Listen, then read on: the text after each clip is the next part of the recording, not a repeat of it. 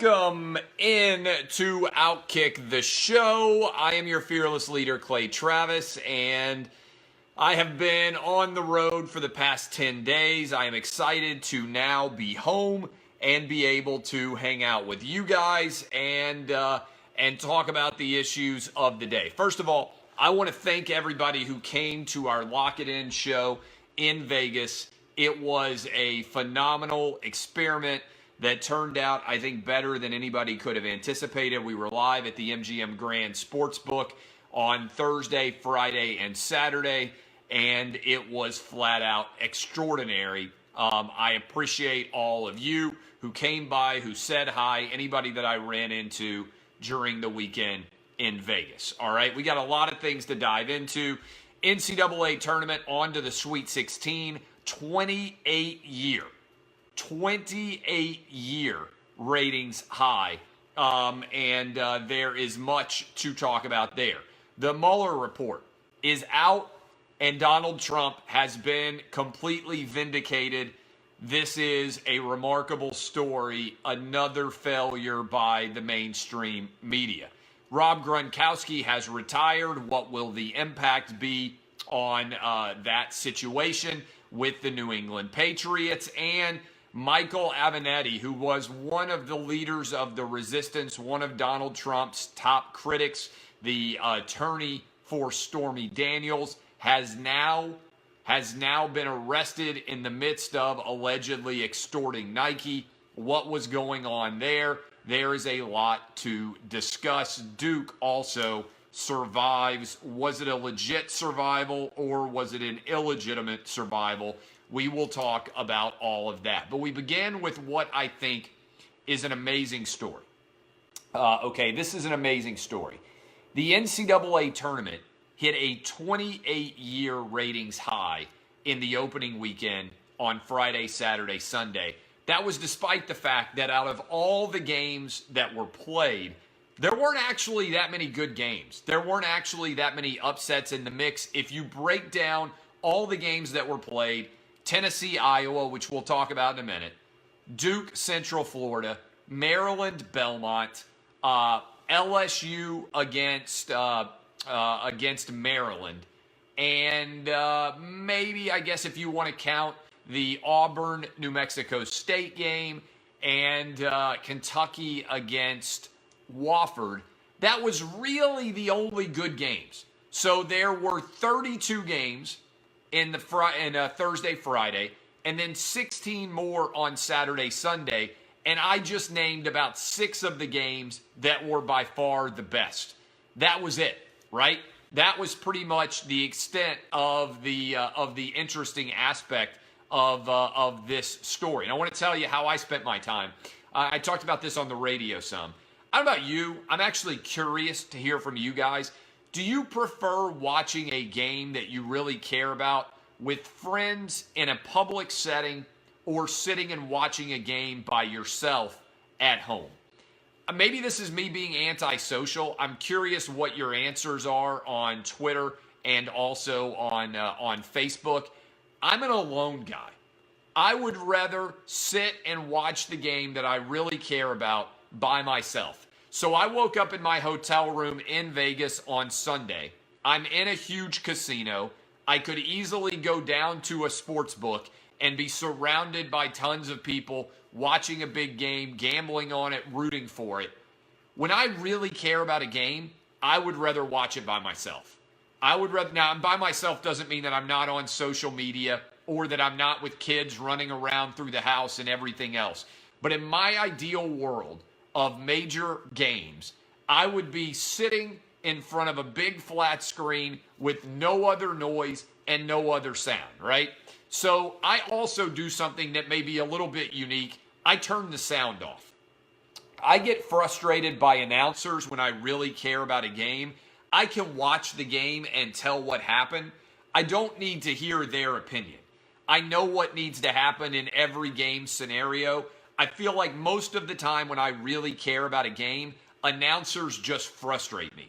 So there's a huge percentage of the time, and maybe I'm unique in this, a huge percentage of the time when I watch major games where I am sitting in a house or room all by myself with the sound completely off, just watching the images in front of me and just reacting and yelling and interacting solely by myself. Now, in the social media age, I will pull out my phone and I will tweet things during commercial breaks and whatnot, and that's my interactivity. But I would, for much of the time, I would prefer that there was no sound, because the sound being off, I think, definitely decreases my overall frustration.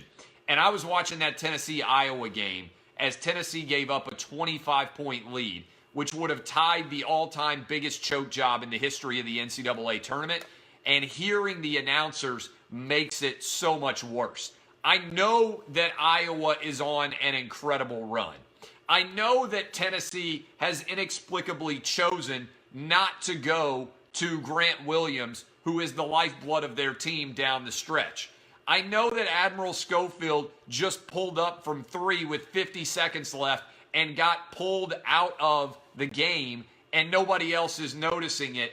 I see all of that. Now, when I'm casually watching a game, or even if I'm gambling it with big money, the announcers don't bother me as much. But when I deeply care about the outcome of the game, I am furious at what announcers might say. So I watched the Tennessee-Iowa game in my Vegas hotel room by myself. I then hopped into a cab, headed to the airport, watched some of the games on my television, but had a really remarkable experience coming down the stretch of this Duke game. Got out of the elevator. Last year, I came back from Vegas on Sunday, got out of the elevator where I'd had spotty got out of the airplane where I'd had spotty Wi-Fi, and got to a television monitor in the Nashville International Airport to see Loyola Marymount and that nun get crushed Tennessee in the round of 32 on that last second shot that hit like 5 different parts of the rim and the backboard and everything else and went down. And there was something communal about that experience. Well, Duke is down. Duke is down a little bit, all right, in this scenario. And they are in a tough spot. And everybody, if you've ever been to the Nashville airport, in the Southwest Terminal, which is the C Terminal, as you walk through, you find yourself, there's an O'Charlie's restaurant, and there is a big flat screen above the bar there. And there's probably 40 or 50 people all gathered around in the concourse watching the end of the Duke game. And everybody in that group, every single person, is rooting for Duke to lose. It's unbelievable how much hate there is for Duke. Nashville International Airport, Central Florida, up 4 is when I start watching that end of the game. And as I'm standing there watching it, everybody is rooting against Duke. And I think Duke got away with 2 borderline Duke plays, right? I think that Zion charged with 20 seconds left and the ref swallowed his whistle. That first man that he hit, I think that's probably a charge, all right? Then I think you got to push in the back from R.J. Barrett. I think Duke got away with both of them, but Dawkins has to make that follow. If you've seen that picture, it is incredible to see the angle and the attempt, and to have that ball roll off the rim like it did was extraordinary to see. But Duke survived. And as a result, everybody that was standing around watching the game was utterly disgusted. I'm telling you, every single person was just pissed off. And there were a couple of guys there who were Outkick fans, and I was posing for pictures with them, and both of them were lamenting what everybody else in that crowd was lamenting, which is Duke has totally stolen that game. So it's good for CBS. It's great for Turner that Duke is still alive. I think we have 15 of the top 16 teams left in college football rolling into Sweet 16 weekend. Now, Oregon fans got mad at me because I was like, you got 15 of the top 16, and then you've got Oregon. I didn't mean this in a negative way about Oregon. I just meant that they're not right now one of the 16 best teams in college basketball. Doesn't mean they can't be pretty good, but I think everybody else, top 3 overall seeds in each region, so 12 total. Then you've got 2 4 seeds, a 5 seed in Auburn, that I think everybody would have to agree who watched that game against Kansas. Auburn has won 10 in a row, and I don't think there's any doubt at all about that. And then Oregon, even if you're an Oregon Duck fan, I don't think you can argue that you're one of the best teams out there, right? So as we come down the stretch of the NCAA tournament, the NCAA and Turner and CBS release interesting ratings info. The ratings on the NCAA tournament hit a 28-year high. I want you to think about that for a minute. A 28-year high. Why are NCAA tournament ratings surging even though the game quality was not very good on Thursday, Friday, Saturday, and Sunday, while everything else is falling, particularly the NBA? And I came with what I think is a pretty interesting theory. In this age of so many overwhelming entertainment options, you got Netflix, you got Hulu, you got Amazon Prime, you got the WWE Network, ESPN Plus, soon you'll have Disney Plus, all these cable channels. I think what's happening is people revert to what they know they like rather than take a risky chance on something they may not like. Think about this for a minute. And the analogy that I would draw is when faced with tons of options, we all become childlike in the way that we respond. Think about this for a minute. Think about this for a minute. Children's menus wherever you go across the entire country and even in the world. Do you know what a children's menu almost always has? Chicken nuggets or chicken tenders, cheese pizza, mac and cheese, hamburger, and that's pretty much guaranteed, right? Every kid's menu has those. Maybe you toss in a peanut butter and jelly. Maybe you toss in a grilled cheese. If you're a parent or if you remember being a kid, those things are almost always on every kid's menu. Why is that? Because kids, when faced, French fries are great, when kids, when faced with lots of options, would rather roll, hot dog is another one, would rather roll with what they already trust than go out with something new, right?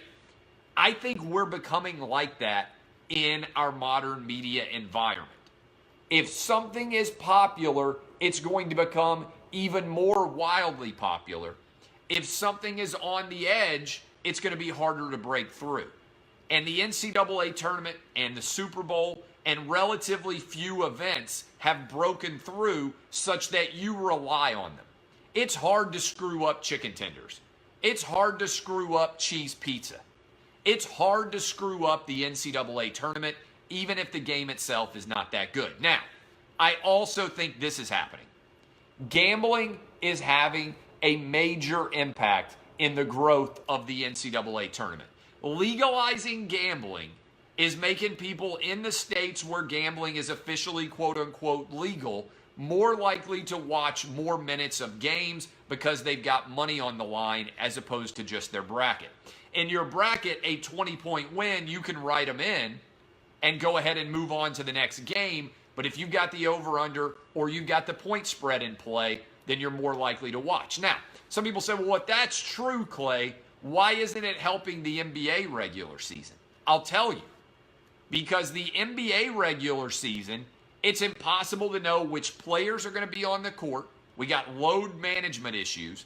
And it's impossible to tell how much the teams care. If you are betting on NBA regular season, you might as well just flip a coin because the effort and the energy and the intensity is flat out not there like it is in college basketball.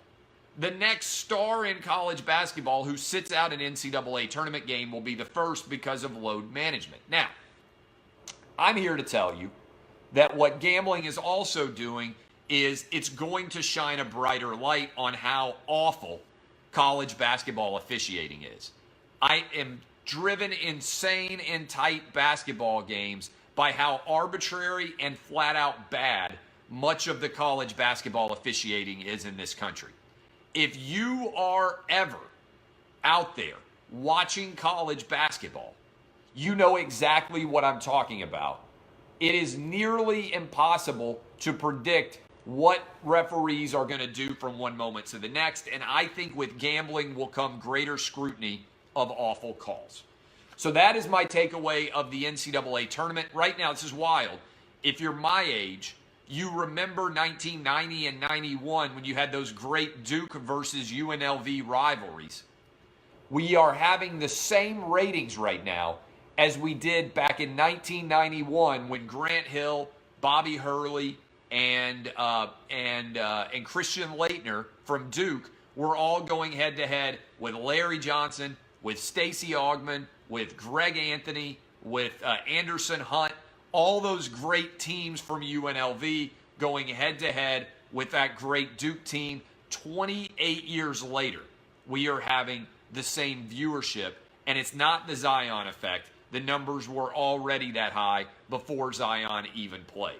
Okay, so that is all my take on the NCAA tournament, on Duke, and everything else that is out there right now. The NBA is struggling. They play too many games. They need to cut back 20 games, and that's only what is going to end up happening. All right, let's get into the Mueller report. How many of you have read, I'm curious, the letter that was sent by Attorney General Barr to the Senate and to the House summarizing the facts that were found in the Mueller report? Okay, this is, let's be straightforward and succinct here, a massive dunk on the rim, balls in the face win for Donald Trump against everybody else who was out there that was a massive enemy of his. This is the mainstream media, primarily not just with egg on their face. As Dan Rather said back in the day, this is an omelet on the face. This is Donald Trump, balls to the face, dunking on all of his critics out there in the Mueller report. I'm going to summarize it succinctly for you. First of all, there was no collusion. All of the talk about Russia, all of the talk about conspiracy, all of the talk about collusion, it didn't exist with the Trump campaign in Russia. Boom, that story is put to bed. It no longer exists. This was one of the greatest hoaxes ever perpetrated on the American public by the mainstream media that hates Donald Trump. They want him to lose his presidency. They are so upset by what happened in 2016 that they want him gone, and they were willing to buy into an illegitimate and absurd hoax, the idea that Russia had decided who was going to win the election. Here's what happened. A tiny number of people, about 80,000 of them, in Pennsylvania, in Ohio, in Michigan, and in Wisconsin, all found Donald Trump's pitch better than Hillary Clinton's. And a few million people out there switched their vote from Barack Obama to Donald Trump. And that's why this election went the way that it did. It's not because of Russia. It's not because of anything else. It's an overall failure of the breakdown of the Hillary Clinton campaign. I'm going to have to block this guy because I see him saying uninteresting things. Saying more people voted for Hillary Clinton than Donald Trump, and I can't believe I have to keep saying that, is like looking at a 7-game basketball series or baseball series and totaling up the total number of runs that were scored in the entire 7-game series and saying, well, this is what happened in the series. This team scored more runs or scored more points than the other. Therefore, they should be the winner of the 7-game series. The popular vote does not matter. It's like being focused on the total number of runs scored in the World Series or being focused on the total number of points scored in the NBA Finals. It doesn't matter. What matters is the Electoral College and who wins states. That's how the game is played. Just like what matters in a 7-game series is not how you win the 4 games, it's whether you win the 4 games and the other side doesn't. This inability to understand how the game is played, the basic rules, drives me insane. okay? It's a perfect way to understand it and explain to somebody, hey, nobody ever says, well, in that 7-game series that the Chicago Cubs won, they actually got outscored by the Cleveland Indians 32-29 overall. No, people would be like, what are you talking about? Are you an idiot? Who cares how many runs were scored overall in a 7-game series? The same thing would be true in an NBA series when the Cleveland Cavaliers won against the Golden State Warriors. Nobody came out and said, well, let's pause, because actually the Golden State Warriors scored 738 points and the Cleveland Cavaliers scored 694. Therefore, really, the Golden State Warriors won this series because they scored more points. No, the Electoral College is all that matters, okay? So if you're a sports fan, put it in the context of a 7-game series. What matters is who wins 4 games first, not how much they win by. It's an easy way to understand, okay? Now, bigger picture. This guarantees that Donald Trump, absent a heart attack or an assassination attempt or some major health-related issue, is going to serve out the entirety of his term. The question that Democrats have to decide, if they are being somewhat intelligent, is whether to continue to combat Donald Trump on this front when he has dunked on them all balls to the face via the Mueller report, or whether they are going to acknowledge that Trump won 2016 and start thinking about how to beat him in 2020. I have long said the way to beat Donald Trump is to say not that he is the devil, not that he is Hitler, not that he is evil incarnate. It's to say, you know what? I think Donald Trump has done some things well, but I think I can do more things better than him. Donald Trump wins when he is turned into a deplorable, when his supporters are attacked as being racist, sexist, awful human beings. You are playing into his winning strategy when you do that. The way to beat Donald Trump is to say, you know what? I think Donald Trump has been fine, but I think I can do better. Now let me make the case why I can do better. That's the way to beat him. You don't out-anger Donald Trump. You don't outrage Donald Trump. You don't beat Donald Trump by trying to out-Trump Trump. You beat him by making a better argument than he can about why the country is in better shape.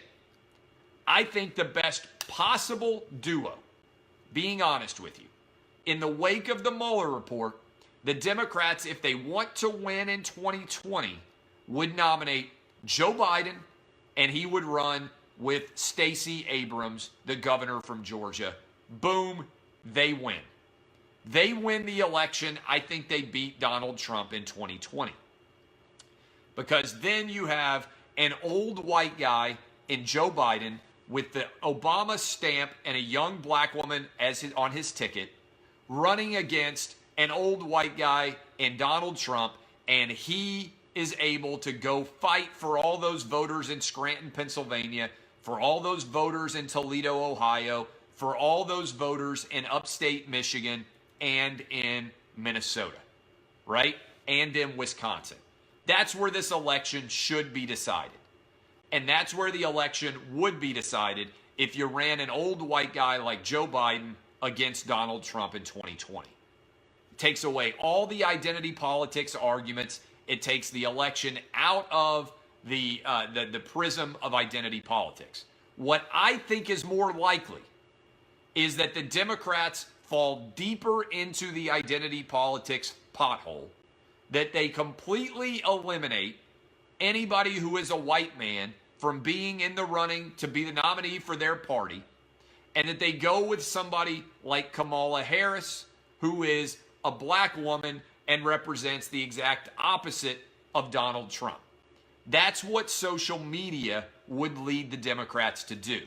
Are they smart enough to respond to the Mueller report's vindication of Donald Trump by saying, you know what, we're not going to try to impeach Trump. We're not going to continue to fight the battles of 2016 and how that election took place. We are going to move forward and try to pick the best nominee to beat him in 2020 now, because Donald Trump is going to serve out his term. The best thing that could happen to Donald Trump is the Democrats become unhinged. They let AOC and all of that aspect, Bernie Sanders of their party, the far left wing, govern everything. And if that happens, then Trump in 2020 becomes a lot more likely. But you can't mistake what happened here. There was no collusion at all, according to Mueller. There was also, according to Barr, who reviewed the evidence, no obstruction of justice. And this is an important part. By the way, it's hard to obstruct justice in general when there's no underlying crime that you're trying to obstruct. That's a hard case to prove in general. I don't know if there's been a lot of discussion about this, but if there's no underlying crime that you're investigating, then proving that you believe occurred, then proving obstruction of justice is an insanely difficult standard to meet. I don't think a lot of people understand that from a criminal perspective, but it's hard to obstruct justice when there is not actually a crime. So when you say, hey, we didn't find any evidence of collusion with the Donald Trump campaign, it's almost impossible to actually then allege obstruction of justice. This is a pretty big detail that I think a lot of people have missed, okay? The other aspect of this is there is a precedent in place. There's an argument that you can't indict a sitting president. There's that argument that's out there from a legal perspective. What I thought was important about the Barr ruling when it came to obstruction of justice is they said that even taking away the fact that we're investigating the President of the United States in their letter, we don't believe the evidence rises to the level of obstruction of justice. Okay? That is even not considering that this is the President of the United States. We are saying that the evidence wouldn't rise to a level of obstruction of justice charge if this were a private citizen. That's a significant step that, again, most people have not spent a lot of time analyzing.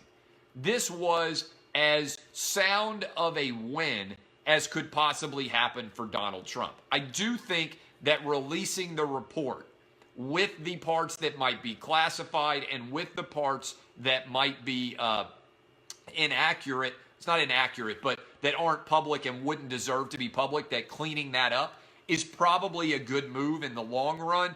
But I think this is a major issue that is a huge win for Donald Trump. It buoys him in a large way going into 2020. And I don't think that very many people out there on the left at MSNBC and CNN, all of these outlandish predictions they had made about the fact that he was going to be indicted, the fact that he was going to be in jail, the fact that he was not going to be able to serve out the rest of his term. Again, Trump has dunked on them all balls to the face style, and there is absolutely no evidence to support anything about a criminal misconduct on behalf of Donald Trump. This was a huge win, and there were a lot of people who lied about it out there. All right, any questions quickly about the Mueller report? Any questions from anybody out there from a legal perspective of anybody wanting to dive in? Any questions at all about that? If not, I'm going to move on to Avennati and also to Rob Gronkowski. All right, let's go to Rob Gronkowski. Rob Gronkowski is going to be a first ballot NFL Hall of Famer. There is zero doubt that he's going to be a first ballot NFL Hall of Famer. How impressive was this career for anybody out there who's been following Gronkowski? This is wild. I saw this stat and I wanted to share it. Most receiving touchdowns in the first 9 seasons since 1970, including the playoffs. Jerry Rice, 131. Randy Moss, 110. Marvin Harrison, 100. Terrell Owens, 99. Rob Gronkowski, 91. That is an incredible accomplishment by Rob Gronkowski. He is going to be a first ballot NFL Hall of Famer. I think he should go to the WWE. There is an event in Boston, I believe, tonight or tomorrow night.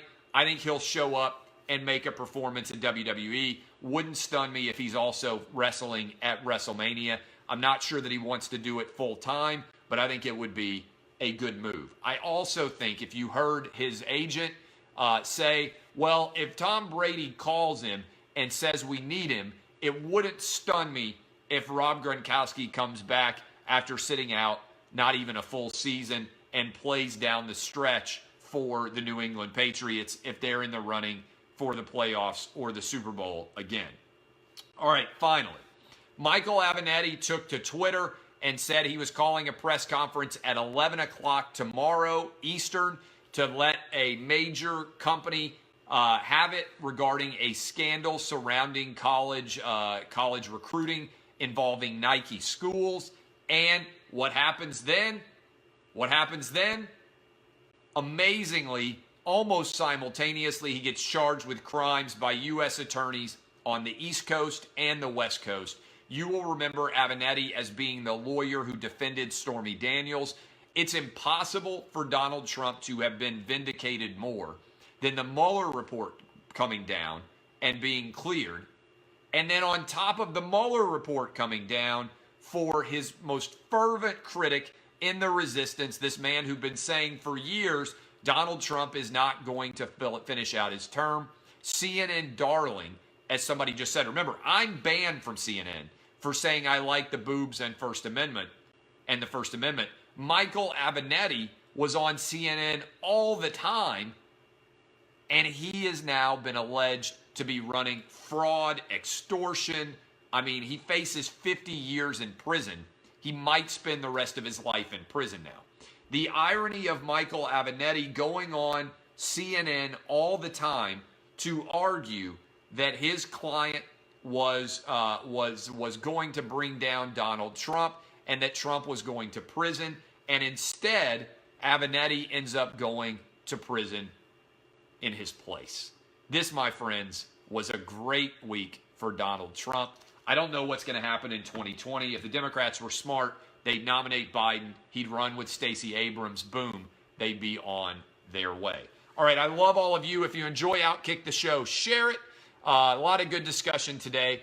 As always, remember to DBAP unless you need to SBAP. We will be on Lock It In. I will be on television in about an hour on FS1, 4:30 Eastern, 3:30 Central, 2:30 Mountain, 1:30 Pacific. Anybody out there see your boy on 60 Minutes?